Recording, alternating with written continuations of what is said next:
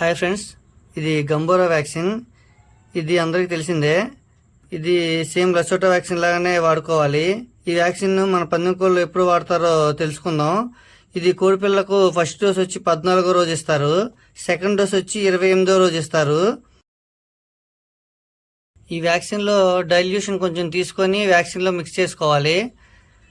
వ్యాక్సిన్లు కరిగిన తర్వాత వ్యాక్సిన్ మళ్ళీ సిరంజి ద్వారా డైల్యూషన్లో కలిపేసుకోవాలి. దీన్ని కోడి పిల్లలకి కంట్లో చుక్క, ముక్కులో కానీ నోట్లో కానీ ఒక చుక్క వేసుకుంటే సరిపోతుంది. ఇలాంటి ఇన్ఫర్మేషన్ కోసం మన ఛానల్ని సబ్స్క్రైబ్ అండ్ ఫాలో చేయండి ఫ్రెండ్స్. Thank you.